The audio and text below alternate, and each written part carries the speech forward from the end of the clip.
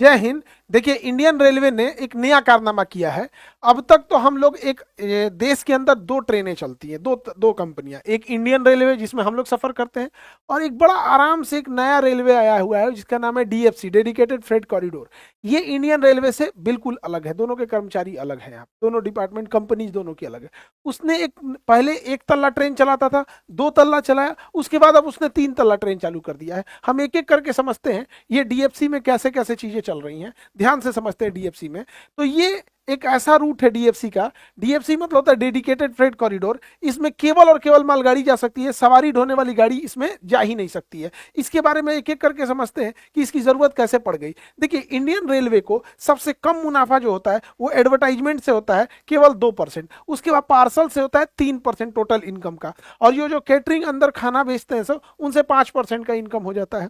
और सवारी गाड़ी जिससे हम लोग चलते हैं उसमें 27% का इनकम होता है, जिसमें पैसेंजर हो गया, एक्सप्रेस हो गया, सुपर फास्ट हो गया, राजधानी, दुरंतो, शताब्दी, वंदे भारत। तो ये वो दुनिया भर का तामझाम वाली ट्रेन यही है, और यही बर्बादी का कारण है। इसी में सबसे बड़ा बवाल होता है। जबकि इंडियन रेलवे को सबसे ज्यादा प्रॉफिट होता है फ्रेट ट्रेन से। फ्रेट मतलब होता है मालगाड़ियों से, चाहे कुछ भी सामान लेके जाए, 63% फायदा होता है। यानी सबसे ज्यादा फायदा इसी में होता है। और ये 63% में क्या क्या करती है रेलवे, देखिए, इन 63% में सबसे ज्यादा रेलवे जो होती है कोयला ढोती है। अलग अलग बड़ी बड़ी कंपनी, एनटीपीसी, बिजली घर, बॉयलर कंपनी, कोयला सबसे ज्यादा ढोती है। उसके बाद सीमेंट सबसे ज्यादा ढोती है।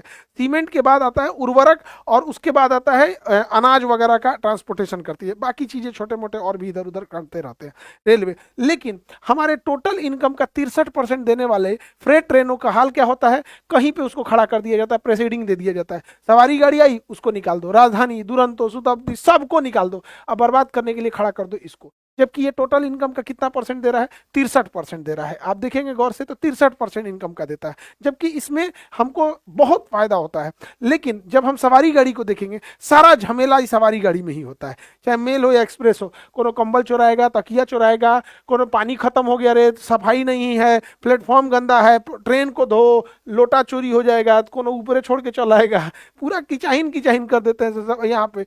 और ऊपर देखेंगे कभी खाना नहीं है, ये नहीं चल रहा है, पंखा नहीं है, लाइट का दिक्कत है, कोई चैन पुलिंग कर दिया, विदाउट टिकट घुस गया, कोई अपराधी घटना कर दिया, कहीं चोरी कर दिया, छेड़खानी कर दिया। जितना उल्ट अलूल जलूल काम है ना, ये जिसमें पैसेंजर जाएंगे उसी में होगा। और मालगाड़ियों में कुछ नहीं, ना लाइट बत्ती पंखा कुछ कर, ना प्लेटफॉर्म, ना अनाउंसमेंट 3 नंबर पे आ रही है कि 5 नंबर पे, कहीं कोई दिक्कत नहीं। सामान भरो, पैक करो, भेज दो। और इससे हमें 63% फायदा मिला, लेकिन हम लोग इस पे ध्यान नहीं देते थे। इसी के लिए एक अलग रेलवे लाइन ही बिछा दी गई, जिसका नाम रखा गया डीएफसी, डेडिकेटेड फ्रेट कॉरिडोर। वो लाइन ही अलग है उसके लिए, और इसके लिए अलग अलग अभी दो रेलवे लाइन चालू किया गया। इसे 2016 में घोषणा किया गया था, और 2006 में, और एक लंबा समय लगा, 2022 में ये चालू हो गया। पहले जो मालगाड़ियों की स्पीड 25 किलोमीटर प्रति घंटा रहती थी एवरेज, क्योंकि इसमें ना कई दिनों कई जगह पे उसे 6-6, 7-7 घंटा रुकना पड़ता था।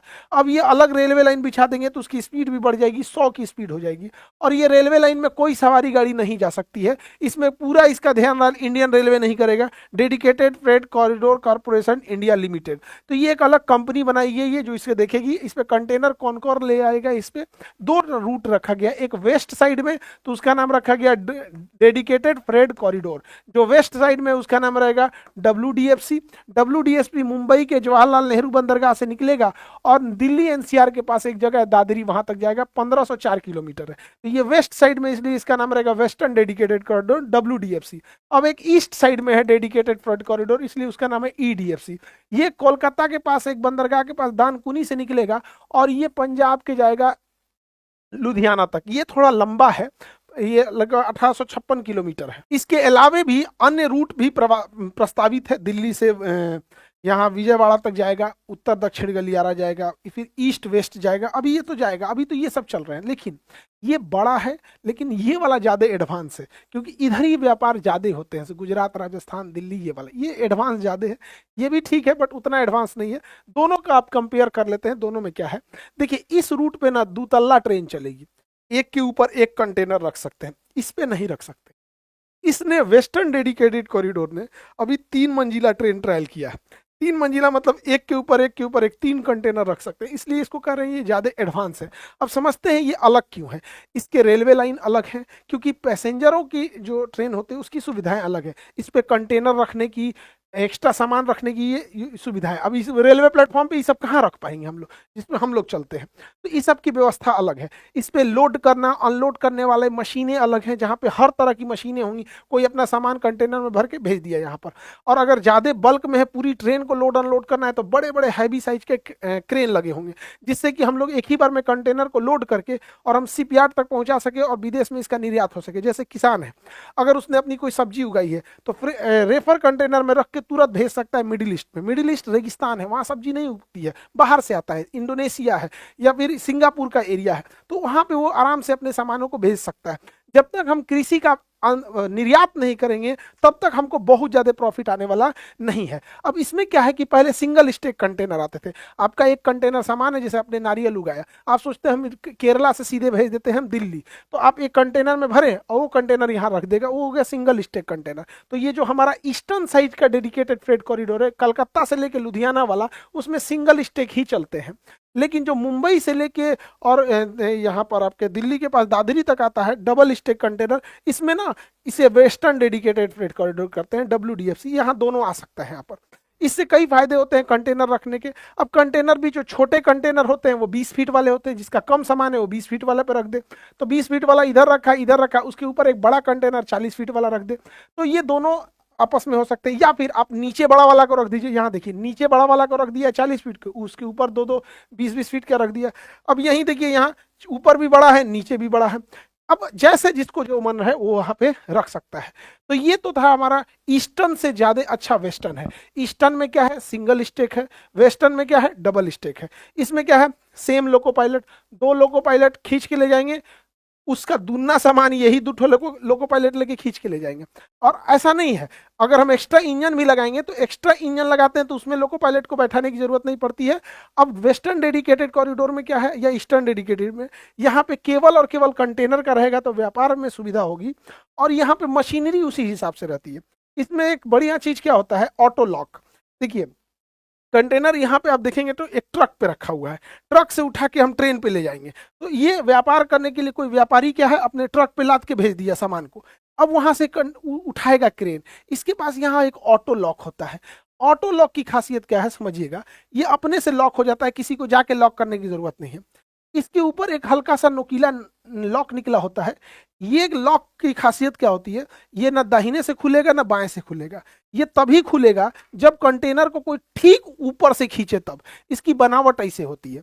और ये कंटेनर में इतना सामान होता है, इतना सामान कि अपने लोड के वजह से ही ऑटो लॉक हो जाता है। अब अगर हवा मारे या जर्किंग मारे, साइड में होगा तो खुलेगा ही नहीं, इस साइड होगा तो नहीं खुलेगा, ब्रेक लगा अचानक इधर गया तो भी नहीं खुलेगा, ऊंचाई पे चढ़ रहा है ट्रक अगर नीचे तो भी नहीं खुलेगा। तब खुलेगा जब ठीक ऊपर से उठाया जाए, ठीक ऊपर से उठाया जाएगा तो इसका ऑटो लॉक अपने से खुल जाएगा। और ये तभी हो सकता है जब क्रेन ऊपर से खींचे तब। तो इसलिए फायदा भी है, ठीक ऊपर से खींचेगा तो खुल भी जाएगा, रखेगा तो लॉक भी हो जाएगा। तो ये ऑटो लॉक हो जाता है, तो इसलिए ज्यादा ह्यूमन का भी बहुत ज्यादा छेड़छाड़ नहीं है। यहाँ ट्रक एक जगह पे ले आकर रखेगा, क्रेन ऑपरेटर ऊपर से इसे खींच लेगा। अब ये डबल स्टेक चल ही रहा था, इंडियन रेलवे ने अपने वेस्टर्न डेडिकेटेड कॉरिडोर में 3 तल्ला लगा दिया, ट्रिपल स्टेक लगा दिया। इसे बौना कंटेनर या ड्वार्फ कंटेनर कहते हैं। ये थोड़ा हल्का हाइट में कम होता है, ओवरऑल हाइट इसकी मेंटेन रहेगी, लेकिन ये क्या है, छोटा आकार का हो गया। अब इसकी ट्रायल चालू हो गई है 3 स्टेक का। अब सोचिए इतना फायदा होगा, 2 लोको पायलट मिलके खींच ले जाएंगे सब। एक एक्स्ट्रा इंजन भी लगाना पड़ा तो उसमें पायलट को यानी ड्राइवर को नहीं बैठाना पड़ता है, पीछे भी 2 लगाना नहीं बैठाना पड़ता है, तो काफी फायदा होगा। सेम रास्ते पे आप समझिए 3 ट्रेन का काम कर रहा है, 1 2 3। इससे ट्रैफिक भी कम होगा। अगर ये सिंगल रहता तो 3 ट्रेन गुजारनी पड़ती, 3 बार ट्रैफिक लगता। अभी क्या है, सेम उसी पे लेके चला जा रहा है। इसका 3 स्टेक का भी ट्रायल चालू हो गया है। देखिए इसमें अपने लोग बैठे होंगे, इनके ऑफिसर्स लोग, इंजन है, ये ट्रायल चल रहा है, कहाँ कहाँ जा सकता है। अब हमको ये समझना है, क्योंकि अगर इसको एग्जाम वगैरह में ट्रांसपोर्टेशन वाले डिपार्टमेंट में, ज्योग्राफी वाले में आता है, तो आपके इसको प्लस माइनस दोनों लिखना पड़ता है। तो हम लोग इसको समझते हैं कि कैसे कैसे ये काम करेगा। देखिए कंटेनर अभी जो मेनली 3 तरह के यूज होते हैं, एक होता है 20 फीट वाला, एक होता है 40 फीट वाला। और अभी इंडियन रेलवे ने जो DFC ने लाया है वो एक ड्वार्फ कंटेनर, इसकी समझ होती है नहीं, जो ऐसे चौड़ा है, और ऊंचाई इसकी लगभग 8.5 फीट होती है। 8.5 फीट, सारी यहाँ पे जो भी चीज लिखे हैं ये फीट में लिखे हैं। और एक होता है थोड़ा सा लंबा रहता है, तो उसकी लंबाई 40 फीट हो गई, चौड़ाई सेम 8 फीट होती है, ऊंचाई भी लगभग 8.5 होती है, तो दोनों की ऊंचाई 8.5 होती है, इसलिए एक के ऊपर एक ये आराम से रखे जा सकते थे, हम अभी दिखाए थे। लेकिन जो बौने आकार के बनाए गए हैं उसमें सब कुछ सेम रखा गया है, केवल हाइट को कम कर दिया गया है। जहां हाइट जो थी वो 8.5 थी, यहाँ लगभग हाइट 6.5 हो गई, यानी 2 फीट हाइट को कम किए हैं। इससे फायदा भी है कि छोटे व्यापारी के लिए अच्छा है, जैसे कोई बड़ा व्यापारी है वो 20 फीट का रखे, और बड़ा है तो 40 फीट का रखे, कोई छोटा व्यापारी है तो छोटा कंटेनर भी रख सकता है। हाइट कम किया गया है जानबूझ के, जा सकते थे, लेकिन तीसरा नहीं जा सकता था। आप देखिए तो अगर 3 रखेंगे ना तो ठीक इससे जाके सट जाएगा, 8 तरीके 24 वैसे ही पार कर जाएगा, यहाँ पे तीसरा नहीं कर सकते थे। इसलिए इंडियन रेलवे के पास 2 ऑप्शन थे, भैया पूरा रेल लाइन का ओएचई को उखाड़ो, ओएचई को उखाड़ के ऊपर करो, तब हम इस पे 3 कंटेनर लगा सकते थे। तो भारत जुगाड़ पे चलता है, हम लोगों ने एक नया कंटेनर आविष्कार कर दिया कि थोड़ा कम हाइट का रहेगा, इसलिए 2 फीट हाइट वह कम कर दिए। अब जैसे 2 फीट हाइट कम कर देंगे, लगभग 6.5 फीट की हाइट की होती है, तो आप देखेंगे 6.5 फीट की हाइट करेंगे तो लगभग 19 फीट या 19-20 फीट आएगा। और हमारे पास क्लियरेंस कितना है, हमारे पास क्लियरेंस है 24 फीट का। लेकिन याद रखिए ये 24.5 फीट वेस्टर्न डेडिकेटेड जो मुंबई दिल्ली वाला रूट है उस पे है। ईस्टर्न डेडिकेटेड फ्रेट कॉरिडोर या इंडियन रेलवे जो अभी वाला है उसके पास 18 फीट है, उसके पास ये दोनों नहीं ले जाएंगे, ये दोनों ले जाएंगे तो क्या होगा, डिस्टेंस कम बचेगा, और 3 वो लाद के जाएंगे तो सटिए जाएगा। तो हमारे पास वेस्टर्न डेडिकेटेड फ्रेट कॉरिडोर में अगर हम 3 कंटेनर लाद भी देते हैं तो 6.5 में 3 से गुणा करते हैं तो 19.2 फीट आता है। सेफ डिस्टेंस कितना बचेगा, हमारे पास वेस्टर्न डेडिकेटेड में ओएचई वायर है 24.5 फीट, और हमारा 3 कंटेनर के बाद आता है 19.2, फिर भी हमारे पास लगभग 5 फीट का गैप बचेगा। और ये 5 फीट का गैप कंटेनर को लोड करने और अनलोड करने में आसानी हो जाएगा, बिना हमको बिजली काटे या आइसोलेशन या फिर अलग एरिया में ले जाने की जरूरत नहीं है। 5 फीट हाइट कम है तो क्रेन निकाल सकता है। देखिए कंटेनर को लोड करने के लिए अगर वो डीजल लाइन है तो उसको लोड करना सबसे आसान है, क्योंकि उसके ऊपर किसी भी तरह का ओवर हेड वायर या ओएचई नहीं है। लेकिन अगर इलेक्ट्रीफाइड रूट है तो उसके लिए क्या करना होता है, इलेक्ट्रीफाइड रूट में या तो उतने दूर का एरिया का जंपर केबल हटाना होता है, या फिर उसको हम लोग को अर्थिंग करके या उसको उसका पावर ऑफ किया जाता है। नहीं तो उसका एक और तरीका है कि रेलवे स्टेशन पे ही जहां लोडिंग अनलोडिंग का होता है उसके ऊपर ओएचई नहीं रहे, वहां पर ट्रेन उसको डीजल इंजन से खींच के ले जाए, ताकि उसके ऊपर लोड और अनलोड में सेफ्टी को ध्यान रखा जा सके।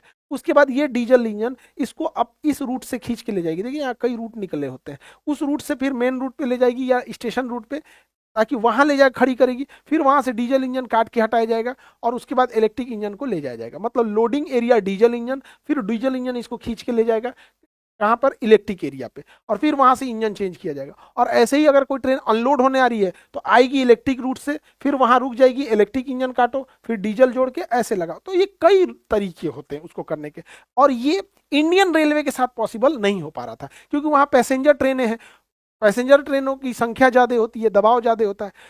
फ्रेट कॉरिडोर में एक के ऊपर 50 को बोरा रख दीजिए, आदमी के ऊपर एक के ऊपर 50 को आदमी तो रख नहीं सकते हैं। तो इस वजह से इसको एक आइसोलेशन एरिया में होता है जहां पर इसे लोडिंग अनलोडिंग किया जा सकता है। अब इसके कुछ चैलेंज भी हैं। हम ट्रिपल स्टेक अगर कंटेनर लगा देते हैं तो उसके कई चैलेंज आएंगे। एक, ओएचई का हाइट हर जगह सेम नहीं है, तो आप खास एरिया में ले जा सकते हैं। दूसरा क्या आएगा, जब ये ब्रिज पार करते हैं तो देखिए कुछ ब्रिज ओपन ब्रिज होते हैं, जैसे ओपन ब्रिज है तो इसमें कोई दिक्कत नहीं है। कुछ ब्रिज जो होंगे उसके ऊपर के स्ट्रक्चर को हो सके तो चेंज करना पड़ेगा। साथ में सबसे बड़ा चैलेंज आने वाला है टनल्स का। जब सुरंग में जाती है ट्रेन तो हमारे टनल्स उतने हाइट के बने हैं कि नहीं, लेकिन ये दूरदर्शिता थी इंडियन रेलवे की कि वेस्टर्न डेडिकेटेड कॉरिडोर में जितने पुल बने हैं वो ट्रिपल स्टेक कंटेनर को ले जाने के लिए ठीक है। कई बार एक चैलेंज ये आता है कि सेंटर ऑफ मास कैसे होता है, कि जब कंटेनर रखा जाता है तो इसमें क्या है कि ज़्यादा हाइट होने से ना डिस्टर्बेंस भी हो सकता है, और ये डिस्टर्बेंस दिक्कत कर देगा कब, जब कभी कर्व वगैरह आएगा तब। ओवर जो रेल ओवर ब्रिज होते हैं, जैसे ट्रेन जा रही है ऊपर से सड़क जा रही है तो इसकी हाइट कई बार डिफरेंस होती है। रेलवे स्टेशन पे जो फुट ओवर ब्रिज है ये भी कई बार एडजस्ट करना पड़ेगा अगर हमें पूरी इंडिया में चलानी है तब। केवल WFC में ले जाना है वेस्टर्न डेडिकेटेड में तो कोई दिक्कत नहीं है। साथ में एक्सल लोड कैसा है, जब हम ट्रेन को बनाते हैं तो हम पटरियां बिछाते हैं तो ये डिसाइड करते हैं कितना लोड ये रोक लेगा। अब पता चला 3 स्टेक का कंटेनर लाद दिए और पूरी ट्रेन भर दिए, ट्रेन का लोड भी ज्यादा होगा, इसी को भसका दिया और उधर से मट्टी बिछला जाएगा। आए थे हम ट्रेन ले जाने, भसक के गिर के खत्म हो गए। यो तो दिक्कत हो जाएगा यहाँ पे। एक्सल लोड हर जगह सेम नहीं है। उस साइड में मुंबई दिल्ली वाले रूट की मिट्टी भी हाइट बड़ी तगड़ी है, राजस्थान के एरिया से जाती है, अरावली का एरिया, तो वहाँ का मिट्टी भी उस टाइप का है। अब पता चला एकदम हैवी ट्रिपल स्टेक कंटेनर को लेके जाएंगे आसाम के एरिया से, बिहार के बाढ़ के एरिया में, मिट्टी ये कमजोर हो जाएगा, ट्रिपल स्टेक कंटेनर लेके बैठ जाएगा नीचे, तो क्या हो जाएगा, गड़बड़ हो जाएगा यहाँ पे। तो ये भी एक प्रॉब्लम है। कर्व के टाइम पे अगर बहुत लोडेड है और स्पीड है तो प्रॉब्लम आ जाता है, कर्व में भी बहुत ज़्यादा दिक्कत आएगा, और उसका उसी हिसाब से लोडिंग अनलोडिंग का इंफ्रास्ट्रक्चर को बिल्ड करना पड़ेगा। तो ये उसके कुछ निगेटिव पॉइंट्स आते हैं। साथ में ये वेस्टर्न डीएफसी पे तो चल सकता है, ईस्टर्न पे नहीं चल सकता है। इंडियन रेलवे पे ट्रिपल स्टेक कंटेनर को भी नहीं ले जा सकते हैं।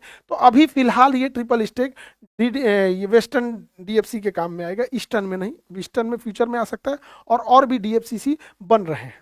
फायदे का गिनेंगे तो फायदा ही फायदा है। क्या भैया, तो जो सिंगल स्टेक था उससे अच्छा डबल है, उससे कहीं गुना अच्छा ट्रिपल स्टेक है, क्योंकि ज़्यादा से ज़्यादा चीज़ें जा सकती हैं। लॉजिस्टिक कॉस्ट सस्ता पड़ जाएगा। अभी हम लोग का लॉजिस्टिक कॉस्ट आता है 30 से 40%, यानी हम जिस चीज़ के सामान का पैसा पे करते हैं उससे केवल 30 से 40% उसको ले जाने में खर्चा हो गया है। और चाइना में लॉजिस्टिक खर्च आता है 6%। तो उस ऑटोमेटिक अगर हम केवल यही लॉजिस्टिक सस्ता कर दे तो हमारी महंगाई ऑटोमेटिक कम आ जाएगी। अब नारियल पानी आप लेके केरला से लेंगे तो केरला से यहाँ आने में ही काफ़ी ज़्यादा पैसे लग जाते हैं, लेकिन अगर डीएफसी रहेगा और ट्रिपल स्टेक रहेगा तो छोटे व्यापारियों को भी बहुत फायदा हो जाएगा। तो इसमें नो डाउट की फायदा की कमी नहीं है यहाँ पे। ट्रिपल स्टेक में लोको पायलट की भी कम लगेंगे। अगर हमको इसमें 4 इंजन लगाना है, 2 ठो बीच में, 2 ठो साइड में, पीछे 2 आगे लगाना है, 6 इंजन लगाना है, तो लोको पायलट को तो एक ही में बैठाएंगे, बाकी वायर से जुड़े रहते हैं। बाकी जो भी लोको पायलट ऑर्डर यहाँ से कमांड देगा सारा कमांड पूरे में चला जाएगा। बिजली की खपत कम हो जाएगी, ज्यादा से ज्यादा ट्रेन नहीं चलानी पड़ेगी। जैसे अगर सिंगल स्टेक है तो जितना ई 2 बार में ले जाएगा उतना ही 1 के बार में ले जाएगा। बिजली की खपत भी कम है, ई एकरा से ज्यादा ई लेके चल जाएगा। बिजली और फ्यूल का भी खपत कम हो जाएगा। साथ में बहुत सारी चीज़ों में लॉजिस्टिक कमी आएगी। छोटे व्यापारी क्या है कि बड़ा कंटेनर एक बार में नहीं ले पाते थे। बहुत बड़ा कंटेनर है, उसको पूरा कंटेनर बुक करना पड़ता था, आधे सामान है तो बुक नहीं करता था, ट्रक से भेजता था। अभी क्या है, उसके पास छोटे डॉर्फ कंटेनर रहेंगे, आराम से भरेगा, शिप पे भेज देगा। और शिप पे क्या है, यहाँ व्यापारियों का एक लॉजिस्टिक पार्क बना दीजिए। हाँ भैया, कोई छोटा कंटेनर, जैसे दुबई में मिर्चा भेजना है तो कोई छोटा व्यापारी आया, 2 कंटेनर वो भेजा, 10 कंटेनर ये भेजा, 50 वो भेजा, उसको दुबई भेजने की क्या जरूरत है, वो अपने यहाँ शिप पे भेजेगा और यहाँ का व्यापारी वो रेट दे देगा। यहाँ एक व्यापारी बैठा है, उसके पास गोदाम है, वो अपने गोदाम का खर्च निकाल लेगा। अब पता चला कोई जैसे प्याज मान के चलिए दुबई में है 80 रुपया और इंडिया में है 40 रुपया, तो इंडिया वाले से खरीद लेगा कि भैया लाओ तुम हमको 60 रुपया दे दो, ये भी लिया और ये 60 रुपये खरीद के 80 में बेच देगा दुबई में। तो ये चीजें जब तक किसानों को हम इंटरनेशनल बाजार से नहीं जोड़ेंगे तब तक नहीं होगा। एक चीज दिमाग में बैठा के रखिए, जो उत्पादक वर्ग है, किसान है, मिडिल क्लास व्यापारी है, ये कभी डायरेक्ट विदेश नहीं जा पाएगा। तो इसके बीच में एक ब्रिज बनना पड़ेगा और उस ब्रिज तक जोड़ने के लिए ये सब ट्रांसपोर्टेशन बहुत हेल्प करने वाले हैं। ऐसे ही इंडिया ट्रांसफॉर्म